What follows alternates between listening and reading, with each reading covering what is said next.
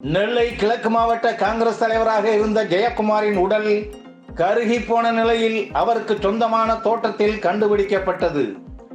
அவர் உடல் கண்டுபிடிக்கப்பட்டதே ஒழிய ஒரு வார காலத்திற்கு மேலாகியும் அவரை கொலை செய்த கொலையாளிகள் யார் என்பது இன்று வரை கண்டுபிடிக்க முடியாமல் தமிழக காவல்துறை திணறுகிறது. மே மாதத்தின் தொடக்கத்தில் அவர் காணாமல் போய் 4ஆம் தேதி அவரது வீட்டின் பின்புறமாக இருந்த தோட்டத்தில் எரிந்து போன நிலையில் சடலமாக அவர் கண்டெடுக்கப்பட்டார். தொடக்கத்தில் சந்தேக மரணமாக பதிவு செய்யப்பட்ட அந்த வழக்கு 10 தனி படைகளை கொண்டு விசாரிக்கப்படுகிறது. விசாரணை பல்வேறு கோணத்தில் நடக்கிறது. இதுவரைக்கும் அரசியல் தொடர்பாகவும் தொழில் தொடர்பாகவும் உறவினர்கள் நிலையிலும் 60க்கும் மேற்பட்டவர்கள் விசாரிக்கப்பட்டு இருந்தாலும் விசாரணையில் எந்த முன்னேற்றமும் இல்லை என்கிறார்கள் தனிப்படை போலீசார். காவல்துறை ஒரு 10 கிலோமீட்டர் சுற்று வட்டார பகுதியில் இருக்கும் சிசிடிவி கேமராக்களை எல்லாம் ஆய்வு செய்து இருக்கிறார்கள்.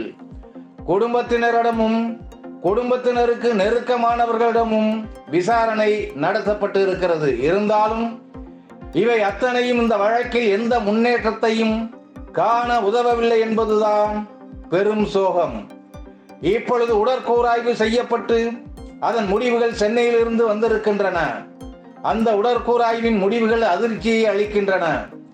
ஜெயக்குமார் கொலைக்கு முன்னால் கடுமையாக சித்திரவதை செய்யப்பட்டு இருக்கிறார்.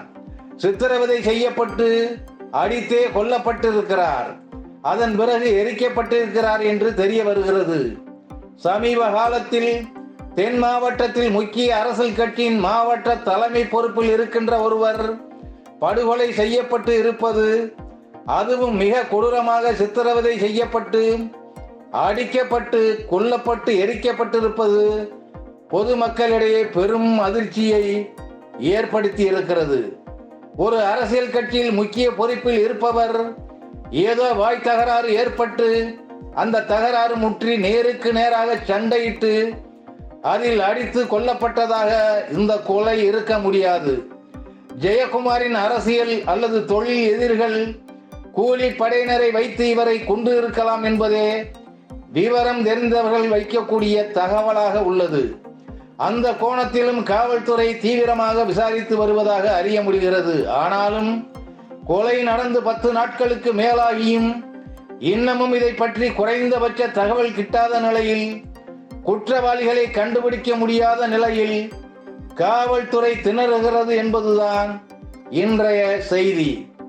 தமிழ்நாட்டில் கொலை குற்றங்கள் பெருகி வருவது கவலை அளிப்பதாக சமூக செயற்பாட்டாளர்கள் குறிப்பிடுகின்றனர்.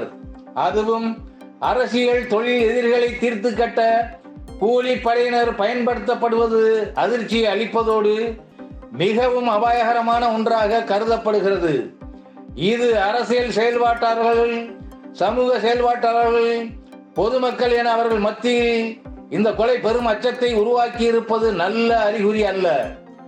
சமீபகால கொலை குற்ற வரலாற்றில் தமிழக காவல்துறைக்கு மிகவும் சவாலான ஒரு வழக்காகவே இந்த கொலை வழக்கு இருக்கிறது என்பதை காவல்துறையில் உள் வட்டாரங்கள் தெரிவிக்கின்றன.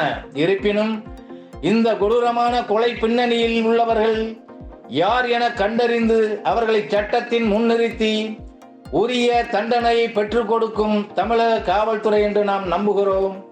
அதை நோக்கி தீவிரமாக தமிழக காவல்துறை நகரட்டும். இந்த வீடியோ உங்களுக்கு பிடித்திருந்தா லைக் பண்ணுங்க, ஷேர் பண்ணுங்க. நாம் அதிகம் நேசிக்கும் நம் தமிழ்நாட்டில் நேர்மை தீ பரவ உடனே சப்ஸ்கிரைப் பண்ணுங்க.